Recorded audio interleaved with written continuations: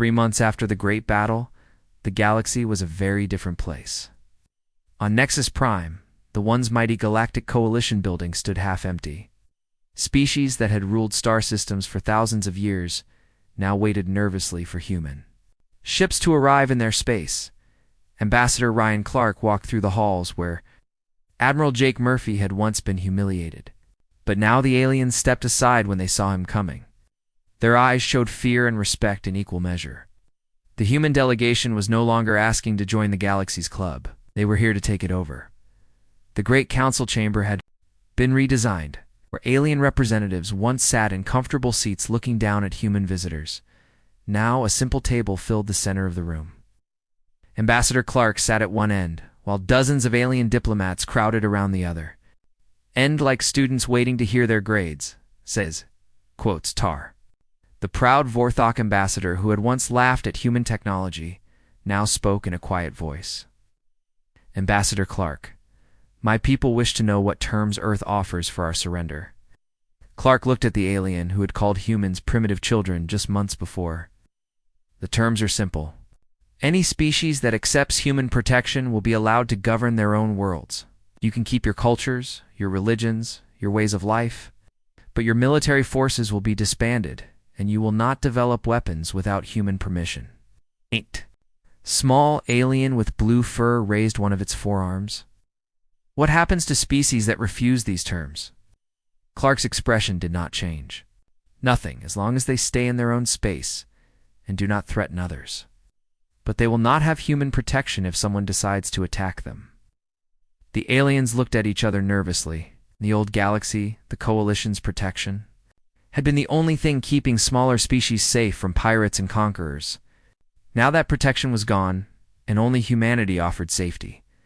Dr. Patricia Young, Earth's new head of xenotechnology research, sat in her laboratory studying alien devices that had once seemed impossible. Plasma weapons, gravity shields, faster than light engines, all of it was now primitive compared to what humans had achieved. An alien scientist named Korth stood beside her, explaining how Coalition energy weapons worked. 3 months ago, Korth had been one of the Coalition's top weapons designers. Now he worked for humans, trying to understand how they had built technology that made his life's work look like stone tools. I still do not understand, Korth said, his voice filled with wonder and fear. Your weapons manipulate the fundamental forces of reality. How did you learn to do this when you were barely capable of space travel? Dr. Young smiled as she examined a Coalition plasma cannon. The weapon, that had once seemed impossibly advanced, now looked crude and simple. We learned to think differently. While you were perfecting energy manipulation, we started working with reality manipulation. We did not try to copy what you had. We tried to do what you said was impossible. Across the galaxy, human dreadnoughts patrolled space that had once belonged to the Coalition. Captain Ben Rodriguez commanded the UES Judgment as it moved through the former Vorthok Empire. Everywhere they went, alien ships moved aside and waited for permission to continue their journeys. Rodriguez watched his screens as a convoy of Vorthok cargo ships approached. 6 months ago, these same ships might have been carrying weapons. To attack human colonies, now they carried trade goods and requests for human protection. This is Captain Rodriguez of the UES Judgment, he said over the radio. State your destination and cargo. The Vorthok captain's voice was respectful and nervous. Captain Rodriguez, we carry food supplies to the Kepler colonies. We request permission to pass through human-controlled space. Permission granted. Rodriguez replied, Safe travels. It was a scene repeated thousands of times across the galaxy. Species that had once ruled star systems now asked humans for permission to travel through space. The proud warriors of the Coalition had become merchants and farmers under human protection. On Earth, President Helen Carter stood in her office, looking out at the night sky. Somewhere up there, human ships larger than cities were being built in orbital shipyards. The Use Infinity was nearing completion. A vessel so massive, it would serve as a mobile capital for humanity's growing galactic empire.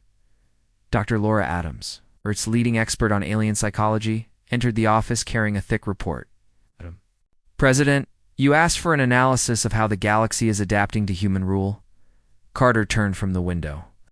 What did you find? It is remarkable, Adams replied. Most species are actually relieved. The coalition ruled through fear and military might. But humans offer protection without demanding total submission. Many worlds are happier under human leadership than they were under alien control. Carter nodded thoughtfully. And the former. Coalition leaders. Broken, Adams said simply. Their entire worldview was based on technological and military superiority. When humans proved superior to them, it shattered everything they believed about themselves and the universe.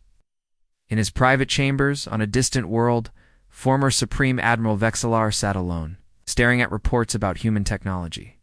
For 60 years, he had been the galaxy's greatest military mind. He had conquered star systems and defeated fleets that outnumbered his forces. But against humanity, all his experience meant nothing.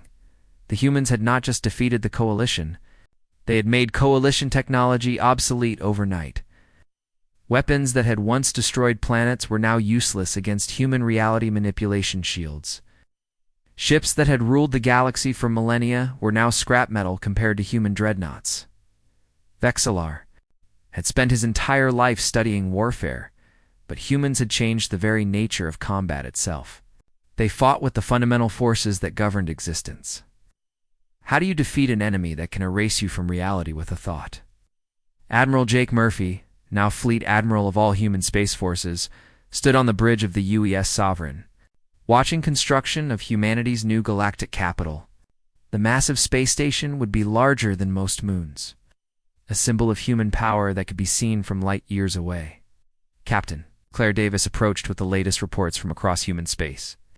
Sir, the Andorian Republic has formally requested to join the Human Protection Zone. That makes 47 species under our direct protection. Murphy nodded. In opposition, minimal, Davis replied. 3 small species have refused our terms and retreated to distant systems. The hegemony remnants are still trying to organize resistance, but they have less than 50 ships left. Looked out at the stars that now belong to humanity. 6 months ago, Earth had been alone and helpless, facing creatures that seemed like gods of war. Now those same creatures served human interests or hid in distant corners of the galaxy. The transformation was so complete that it seemed impossible. But Murphy knew it was real because he had watched it happen. Humanity had not conquered the galaxy through superior numbers or advanced technology alone. They had won because they had learned to think beyond the limitations that trapped other species. While aliens perfected the manipulation of energy and matter, humans had learned to manipulate reality itself. They had turned the laws of physics into weapons and made space itself into their ally. It was an achievement that would echo through history for millions of years in the depths of space. Construction continued on humanity's greatest achievement yet. The UES Infinity would be more than a ship. It would be a moving city, a symbol of human power that could travel between stars and establish human authority wherever it went. The galaxy that had once mocked Earth's defenses now lived under the protection of those same defenders. Species that had ruled for millennia now looked to humans for leadership and guidance. The age of coalition dominance was over, and the age of humanity had begun. Admiral Murphy watched the construction and smiled. The aliens had been right about one thing. Humans were children compared to ancient galactic civilizations.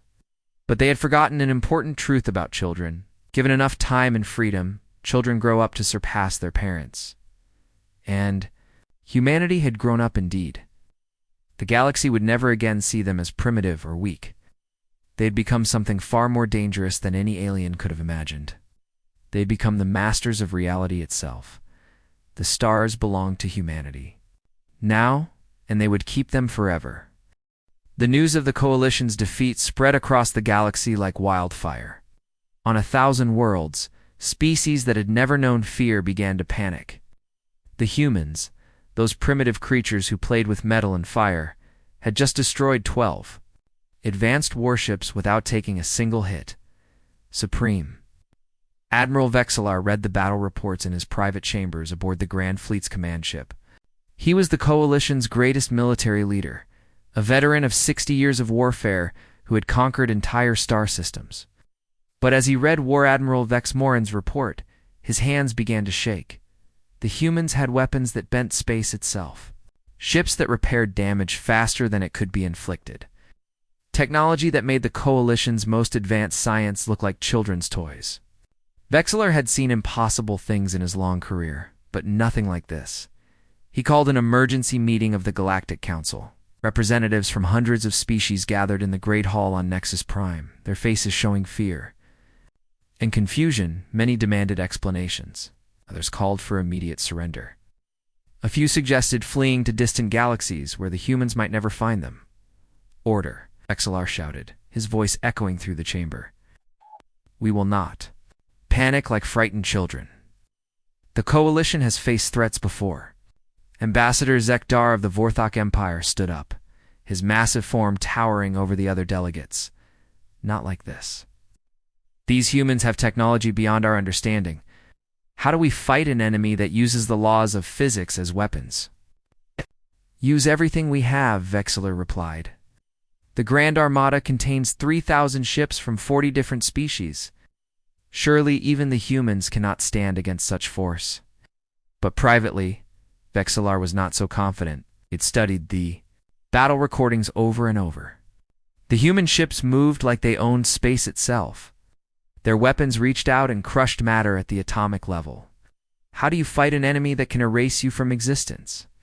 On Earth, Admiral Jake Murphy stood in the command center of the U.S. Sovereign, the flagship of humanity's new Dreadnought fleet, through the great windows. He could see 30 massive ships floating in formation around Earth. Each one was a nightmare of advanced technology wrapped in armor that drank light.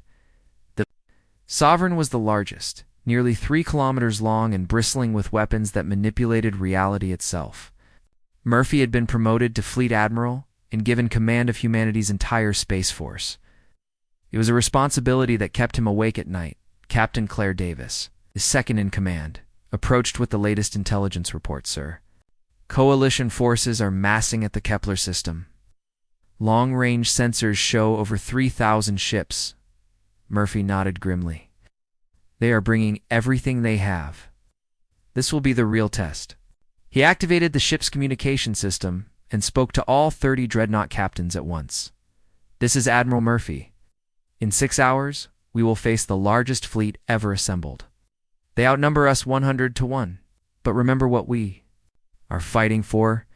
We are fighting for the right of humanity to be free. Captain Dan Roberts aboard the U.S. Apocalypse checked his weapon systems one final time. His ship carried matter-phase cannons that could fire through solid objects as if they were not there. The enemy would find no safety behind asteroids or space stations. Commander Beth Stone of the UES Nemesis ran diagnostics on her temporal displacement engines. Her ship could exist slightly outside normal time, making enemy weapons pass through empty space while she fired back from a different moment. Colonel Ray Phillips prepared the orbital defense platforms around Earth. His gravity cannons were built into asteroids and could tear holes in space large enough to swallow entire fleets. If any Coalition ships reached Earth, they would find the planet defended by weapons that treated matter as a suggestion rather than a rule. The Coalition Grand Armada arrived in the Sol system like a plague of locusts. 3,000 ships filled space from Mercury to Mars, their combined firepower enough to destroy solar systems. Supreme Admiral Vexillor looked at his displays and felt confident for the first time in weeks. Surely even impossible human technology could not stand against this overwhelming force. Admiral Murphy watched the enemy fleet approach and felt his heart racing. 3,000 ships was more than any military leader in human history had ever faced. But the Dreadnoughts were ready, and humanity would not surrender without showing the galaxy what they were truly capable of. All ships attack formation, Murphy ordered. Remember, we are not just fighting for Earth today. We are fighting for the future of our species. The 30 human Dreadnoughts moved forward to meet 3,000 alien warships. To any outside observer, it looked like suicide. But as the first shots were fired, the galaxy learned that humans had redefined what was possible in warfare. Captain Roberts fired the opening shot. His matter-phase cannons reached across space and struck 3 Coalition cruisers. The weapons passed through their shields as if the energy barriers did not exist. then materialized inside the ship's hulls. The cruisers exploded from within, torn apart by weapons that ignored their defenses completely. Commander Stone engaged her temporal displacement drive and seemed to flicker out of existence. Coalition ships fired at where she had been, there. Weapons passing through empty space. Then the UES Nemesis reappeared behind the enemy formation and opened fire, striking ships from angles that should have been impossible. The UES Apocalypse demonstrated why it had earned its name. Captain Dan Roberts unleashed a barrage of reality-distorting weapons that made space itself become hostile to Coalition ships. Vessels found their hulls aging decades in seconds, their weapons turning to rust, their crews dying of old age in minutes. Supreme Admiral Vexillar watched in horror as his carefully planned formation dissolved into chaos. Coalition captains reported impossible attacks. Ships were being destroyed by weapons that fired from inside their own hulls. Others aged into scrap metal in moments. A few simply disappeared, erased from existence by forces beyond understanding. All ships, concentrate fire on the lead human vessel, he ordered desperately. 500 Coalition ships turned their weapons on the UES Sovereign. Energy beams that could melt planets struck the human flagship from every direction. For a moment, the massive Dreadnought was hidden in a storm of destruction that should have vaporized anything. When the light faded, the Sovereign hung in space, completely undamaged. Its reality absorption armor had drunk in the massive attack and converted the energy into power for its own weapons. Admiral Murphy smiled coldly and gave the order he had been waiting years to speak. All weapons, full power. Show them the price of threatening Earth. The UES Sovereign unleashed hell itself. Gravity weapons reached out across millions of kilometers and began crushing Coalition ships like empty cans. Dimensional rifts opened throughout the enemy formation, swallowing vessels whole. Space-time distortions stretched proud warships until they came apart like pulled taffy in 30 minutes. Over 800 Coalition ships were destroyed. Survivors began to retreat in complete panic, their formation broken and their morale shattered. Supreme Admiral Vexillar found himself commanding a fleeing mob instead of a disciplined fleet. But Admiral Murphy was not finished. He had spent months planning this battle, and he intended to end the war today. Pursue and destroy, he ordered. Do not let them escape to threaten Earth again. The Dreadnoughts followed the retreating Coalition forces, their impossible weapons, reaching out to crush ships that thought they were safely out of range. By the time the battle ended, less than 400 Coalition vessels had escaped. The rest were gone, erased by human technology that treated the laws of physics as guidelines rather than rules. Supreme Admiral Vexillar sat in his command chair, staring at the readings that showed his grand armada reduced to scattered remnants. In one day, humanity had broken the back of Coalition military power. 3,000 ships, the combined might of 40 species, had been crushed by 30 human vessels. He activated his communication system and sent a message that would echo across the galaxy. This is Supreme Admiral Vexillar to all Coalition forces. Effective immediately, all military operations against humanity are suspended. Any ship that attacks human vessels will be considered to be acting without authorization. Admiral Murphy watched the surviving Coalition ships limp away into deep space. The greatest fleet ever assembled had been broken against human determination and impossible technology. The galaxy would never again see humanity as a primitive species, to be protected or conquered. The war was over, and humanity had won. Commander Zarakoth did not wait long to show the humans their mistake. She sent a message to the Coalition fleet waiting at the edge of the solar system. Within hours, the sky above Earth filled with alien ships. Ward Moral Dex Morin commanded. The fleet from his flagship, the Void Render. The massive ship was over a kilometer long and carried enough weapons to destroy planets. Around it flew 500 smaller vessels, each one more powerful than anything humans had ever built. This Morin had conquered 40 star systems and never lost a battle. He looked at the readings from Earth and laughed. The humans had no ships in space, except for a few small patrol craft, hiding behind their moon. Their planet had some orbital weapons platforms, but they were pathetic compared to Coalition technology.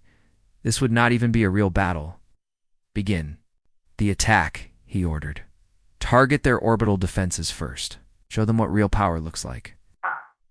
But before his ships could fire, something impossible happened. Deep in space behind Jupiter, a massive shape began to move. It had been hiding in the shadow of the giant planet, waiting. Oh, it came forward into the light, and every sensor in the Coalition fleet screamed warnings. The ship was huge, nearly 2 kilometers long and covered in armor that seemed to drink in light instead of reflecting it.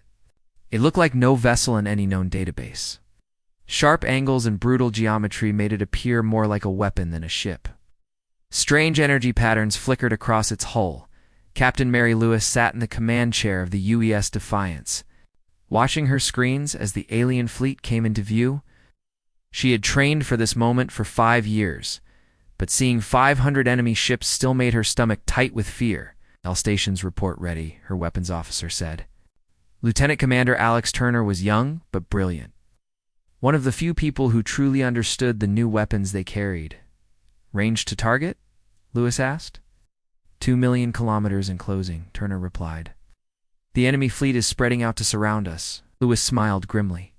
The aliens thought they were dealing with a normal ship that needed to get close to fight effectively. They had no idea what the Defiance could really do. War Admiral Vex Morin stared at his screens in confusion.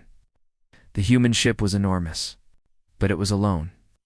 One ship against 500 was not a battle. It was suicide.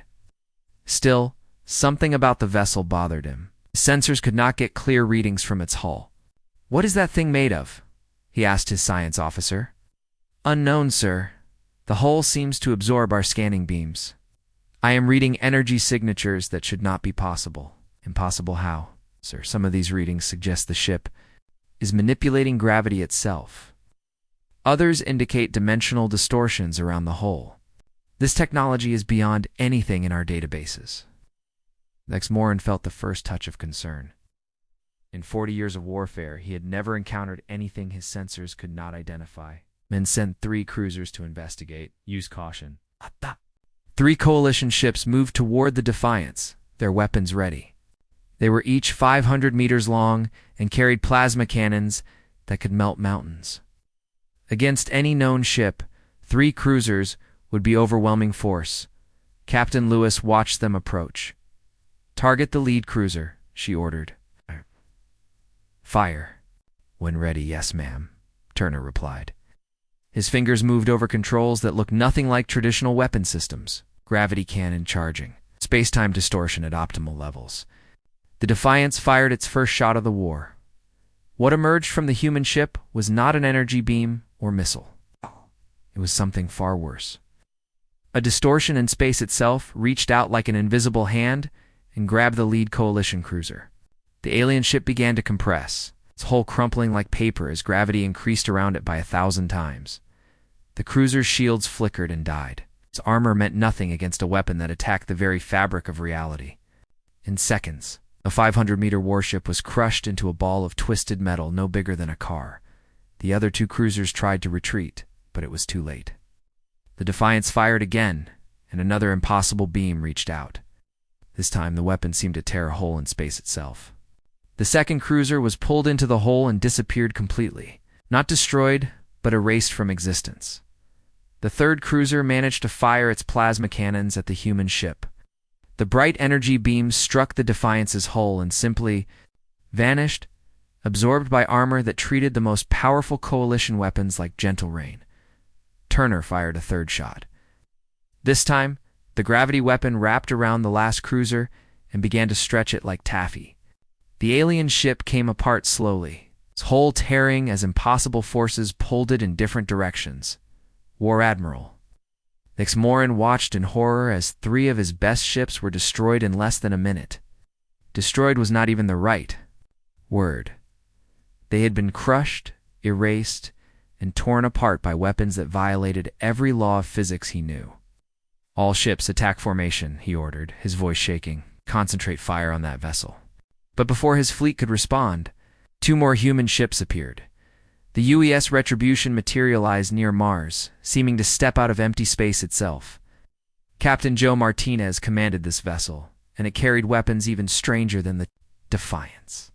When it fired, energy beams emerged from thin air around the Coalition ships, attacking from impossible angles. Coalition captains found themselves under fire from weapons that seemed to exist in multiple places at once. Their shields were designed to stop attacks from one direction, not from weapons that fired through dimensional rifts. The UES's vengeance decloaked near the asteroid belt under Captain Nina Brooks. This ship demonstrated the most disturbing human advancement of all. When Coalition weapons managed to damage its hull, the ship began to repair itself. The armor flowed like liquid metal, sealing holes and regrowing destroyed sections. Gun turrets that had been blown apart rebuilt themselves. In minutes, hull plating that had been vaporized regrew like living tissue. The ship seemed more alive than mechanical, healing from damage faster than the aliens could inflict it. Vex Morin realized with growing terror that he was not fighting ships at all. These were weapons that used the fundamental forces of the universe itself. Gravity, space, time, and matter were all tools in human hands. "How is this possible?" his science officer whispered. "Their technology readings show manipulation of basic physical laws. This is beyond even theoretical science." 12. Coalition ships moved to attack the Defiance in a coordinated strike. They came from all directions, firing every weapon they had. Plasma beams, particle cannons, and fusion missiles filled space with deadly energy. The human ship sat motionless in the center of the attack, letting the alien weapons strike its hull. The incredible barrage that should have vaporized any vessel simply disappeared into the strange armor. The Defiance absorbed the energy like a sponge, absorbs water, then it fired back. Captain Lewis had been waiting for this moment. All weapons, full power, show him what human engineering can do. The Defiance unleashed hell itself. Gravity weapons reached out in all directions, crushing 3 ships instantly. Dimensional rifts opened around 4 more vessels, swallowing them whole. The remaining 5 ships found themselves caught in space-time distortions that stretched them beyond their breaking points. In 30 seconds, 12 Coalition warships were gone. The Defiance hung in space without a scratch on its hull. War Admiral Vex Morin felt something he had never experienced in 40 years of warfare. Fear, pure gold. Cold terror ran through his veins as he realized the truth. The humans had not tried to copy Coalition technology. They had transcended it completely. His communications officer called out, "We are receiving surrender requests from 17 ships. Their captains are asking permission to withdraw." Looked at his screens showing the 3 human vessels. Each one was a nightmare made real, a ship that fought with the power of gods. His fleet of 500 ships suddenly seemed pitifully small. For the first time in his long career, the War Admiral gave an order he never thought he would speak. All ships retreat to minimum safe distance. Do not engage the human vessels unless directly attacked. As his fleet pulled back in disorder, Vex Morin sent an emergency message to the Coalition capital. The message was simple but would change the galaxy forever. The humans have weapons that should not exist. We cannot defeat them with conventional force. Recommend immediate peace negotiations. Captain Lewis watched the alien fleet retreat and allowed herself a small smile. The first battle was over, and humanity had won. But she knew this was only the beginning. The galaxy was about to learn that Earth's children had grown up to become something far more dangerous than anyone had imagined. 6 months had passed since Admiral Jake Murphy returned from Nexus Prime with the terrible news. Earth had tried to prepare for what everyone knew was coming, but how do you prepare for gods of war? The answer came on a Tuesday morning when every sensor in the solar system screamed warnings at once. Something had just appeared near Jupiter. It was heading toward Earth. Commander Zarakoth sat in her command chair aboard the Coalition destroyer Swift Death, watching the primitive human world grow larger on her screens. Her ship was only 200 meters long, smaller than most human buildings, but it carried enough firepower to turn entire planets into dust. She had done this many times before with other stubborn species, The humans had been given 6 months to think about their choice. Most species needed only a few weeks to understand their situation and surrender. Humans, it seemed, were slower learners. President Helen Carter stood in the war room deep under the White House, surrounded by the most powerful people on Earth. General Pete Collins, the head of all Earth's military forces, looked like he had not slept in weeks.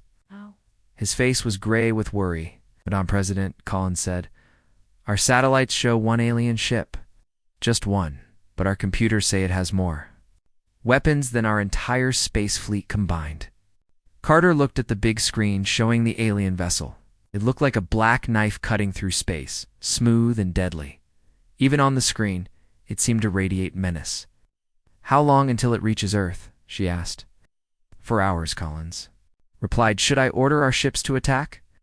Before Carter could answer, another voice spoke from the shadows. "That would be suicide, and you know it." Right. Director Amy Foster stepped into the light. She ran the Deep Projects Division, the most secret part of Earth's government. Most people in the room had never seen her before. "Foster," Carter said, "I was wondering when you would show up. Do your people have anything that can help us?" Foster walked to the screen and stared at the alien ship. "Oh, maybe. But first we need to see what they want." The alien ship stopped just outside Earth's atmosphere. It was close enough that people could see it in the sky with telescopes, a tiny dark spot against the stars. Then it sent a message to every radio, television, computer on Earth. Commander Zarakoth's face appeared on screens around the world. She looked like a tall human woman, but her skin was silver and her eyes were completely black. When she spoke, her voice was cold as space itself. "People of Earth," she said, "I am Commander Zarakoth of the Galactic Coalition. 6 months ago, your leaders were offered a choice.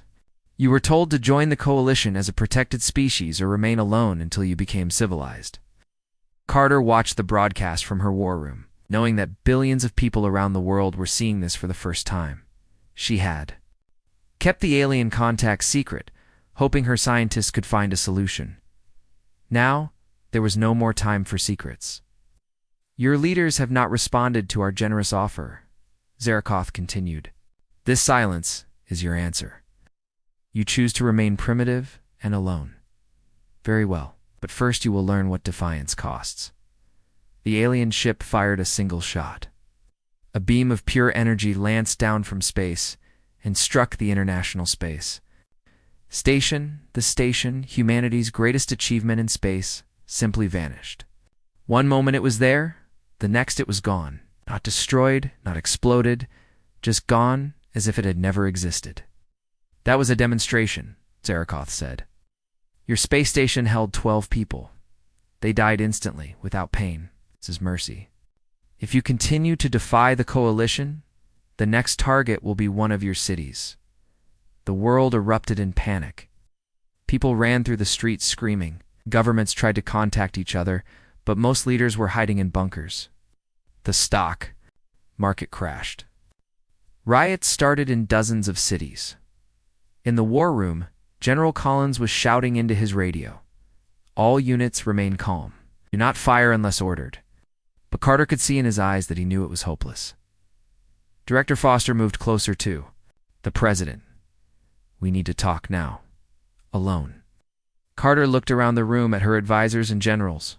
Everyone out. 5 minutes. When they were alone, Foster spoke quickly. "For 20 years, my division has been working on something. Call it Project Dreadnought. We always knew this day might come." "What kind of project?" Carter asked. "The kind that might give us a chance," Foster replied. "But I need time to explain, and we do not have time. The short version is this. We have not been trying to copy alien technology. We have been trying to do something they never thought of." Carter stared at her. "You have weapons that can fight them?" "I have weapons that should not exist," Foster said. "The question is whether we use them now or wait." Before Carter could answer, the screens around the room lit up with new alerts. Captain Roy Bennett of the UES Pacific was requesting permission to investigate the alien ship. Bennett was young and brave, exactly the kind of officer who would try something heroic and stupid. "Negative, Pacific," Collins was saying over the radio. "Return to base immediately." But it was too late. The Pacific was already moving toward the alien destroyer, its weapons powered up. Carter watched in horror as the small Earth ship approached the much larger alien vessel. Captain Bennett's voice came over the radio, full of determination. "This is the Pacific. We're going to scan that alien ship and find out what we are dealing with. If they want to fight, we will give them one." The alien response was swift and effortless. The Swift Death did not even fire its main weapons. A small beam lanced out from its hull and touched the Pacific. The Earth ship stopped moving. Its engines went dead. Its weapons powered down. It just hung in space like a dead fish. "Humans." Zarakatha's voice came over all frequencies. "You have just demonstrated why you need our protection. Your ship is disabled, but intact. The crew is alive, but unconscious. They will remain our guests until you make the correct choice."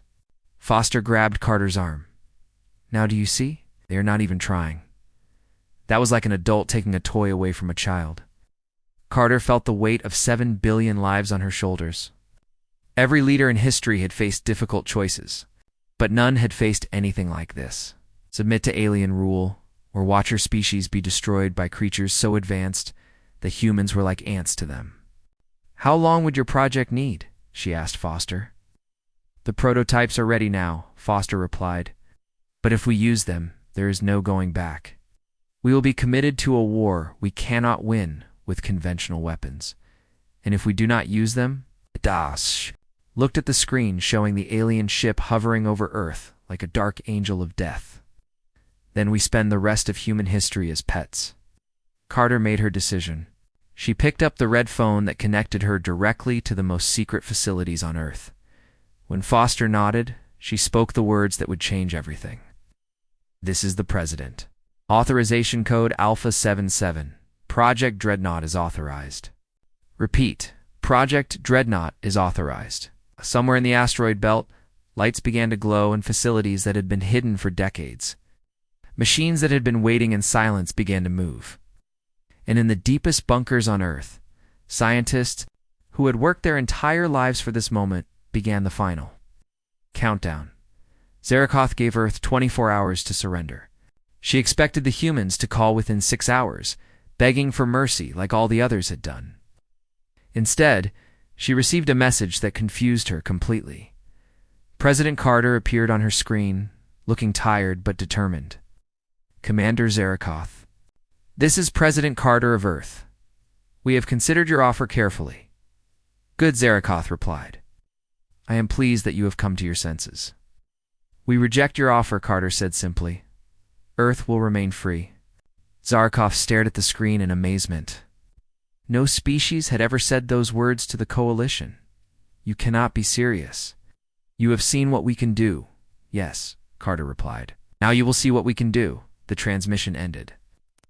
The first time in her long military career, Commander Zarakoth felt something she had never experienced before. Not fear, exactly, but uncertainty. What could these primitive humans possibly have that they thought would work against Coalition? Technology? She was about to find out. Admiral Jake Murphy stood on the bridge of the UES Atlantic, watching the massive space station grow larger on the main screen. After 3 months of travel through space, they had finally reached Nexus Prime, the capital of the Galactic Coalition. His hands were sweaty inside his gloves, but he tried to look calm for his crew. The Atlantic was Earth's best ship. It had fusion engines that could push them faster than any human vessel before. The hull was made of the strongest metals Earth could make. Energy shields protected them from space rocks and radiation. Jake felt proud of what humanity had built, but now he wondered if it would be enough. Captain Lisa Coleman walked up beside him. She was in charge of all the military people on this mission. Her uniform was perfectly clean, and her face showed no fear, but Jake could see worry in her eyes.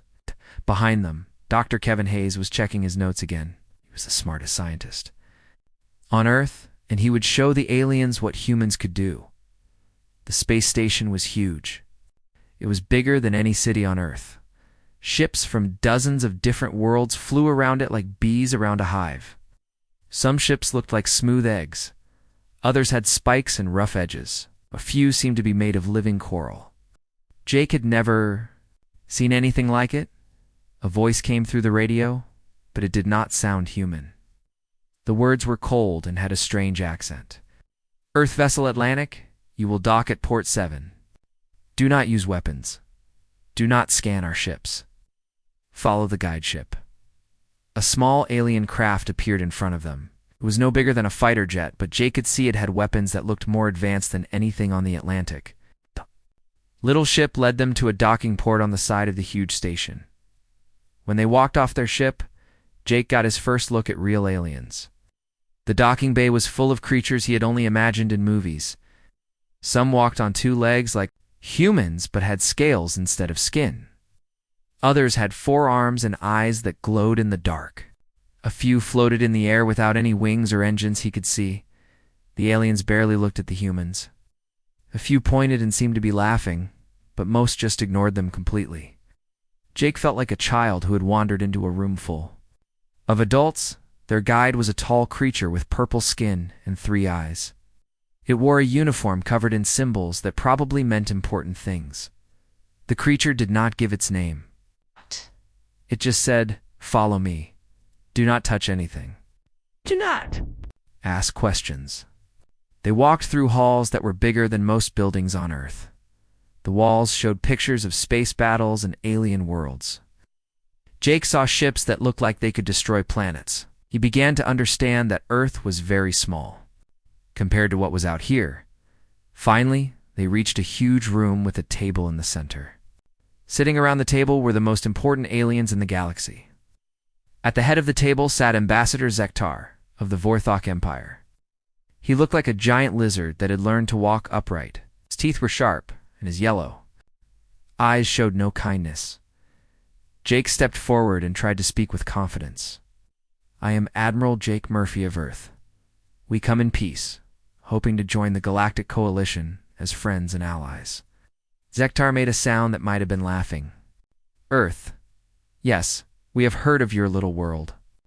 You have just learned to travel between stars. How cute." Captain Coleman stepped up and opened a case full of data tablets. "We would like to show you our military capabilities. Earth has built strong defenses to protect our world." The aliens around the table looked at each other, and several made the same laughing sound. Zektar picked up one of the tablets and looked at it for a few seconds. Then he set it down like it was garbage. "Kinetic weapons," he said, sounding bored. "Chemical rockets. Oh. Fusion reactors. Metal armor." He looked at the other aliens. "They are still using metal and fire, like our ancestors did 1,000,000 years ago." Dr. Hayes tried to explain. "Our technology may seem simple, but we have made great progress. Our fusion drives can push ships to high speeds. Our energy shields can stop most attacks. We have orbital platforms around Earth with powerful weapons." Alien that looked like a floating jellyfish began to glow brighter. When it spoke, its voice sounded like music, but the words were cruel. "Your best weapons could not damage our oldest ships. Your shields would not stop our weakest guns. A single one of our patrol boats could destroy everything you have built." Zektar stood up, and Jake realized the alien was almost 8 feet tall. "Let me show you something," he said. He pressed a button on the table, and the air above them filled with moving pictures. The pictures showed a space battle. Jake watched as ships that looked like Earth's best vessels fought against alien craft. The human-like ships fired missiles and energy beams. For a moment, Jake felt hope. Then the alien ships fired back. The alien weapons were like nothing Jake had ever seen. Beams of light that cut through metal like paper. Balls of energy that made ships disappear completely. In less than 5 minutes, all the human-like ships were gone. The alien ships did not even have scratches on them. "That was the Karathi Empire," Zektar explained. "I thought they were strong too. They had weapons much better than yours." They lasted 4 minutes and 37 seconds. Room became very quiet. Jake felt his heart beating fast. Everything they had brought to show the aliens suddenly seemed like toys. Earth's best ship, the Atlantic, would not last even 1 minute against these creatures. "You have 2 choices," Zektar continued. "You can join the coalition as a protected species.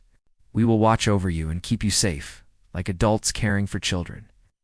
Or you can go home and play with your little rockets until you grow up enough to talk to real civilizations. Dr. Hayes found his voice. What would it mean to be a protected species? Another alien, this one covered in fur and having 6 legs, answered, It means you do what we tell you. You cannot make weapons without our permission. You cannot explore space without our guides. You cannot talk to other species without our approval. In return, we will not let anyone hurt you. Jake felt anger rising in his chest, but he kept his voice calm, and if we refuse, Zektar's laugh was like rocks grinding together. Then you go home and hope no one decides your little world has something they want. Without our protection, you would not last long out here. The meeting continued for 2 more hours, but nothing changed. The aliens made it clear that humans were so far behind in technology that they were not even worth discussing as equals. They were offered books about other species that had joined as protected worlds. All of them had given up their freedom to stay alive. When the meeting ended, Jake and his team were escorted back to their ship. As they walked through the station, Jake noticed that other aliens were watching them.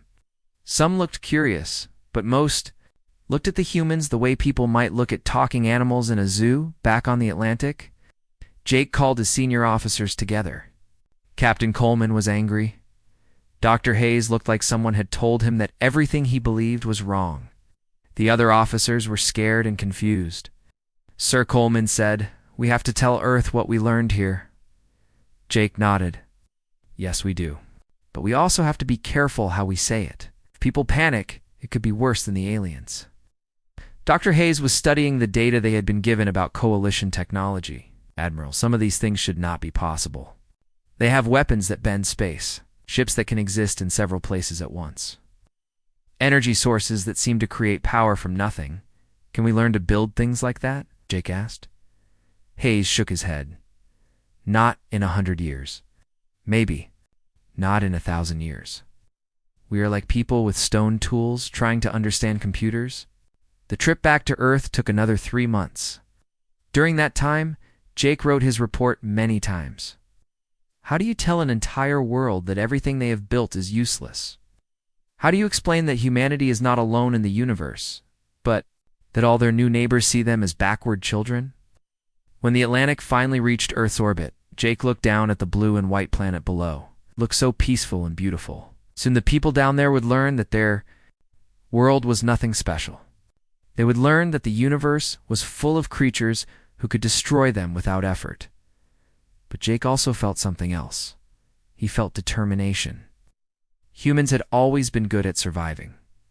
They had lived through ice ages and wars and diseases. Maybe they could find a way to survive this too. Maybe they could find a way to become stronger. He did not know it yet, but deep in secret bases around the solar system, other humans were already working on that problem. They had been working on it for years, preparing for the day when Earth would need to defend itself against impossible odds.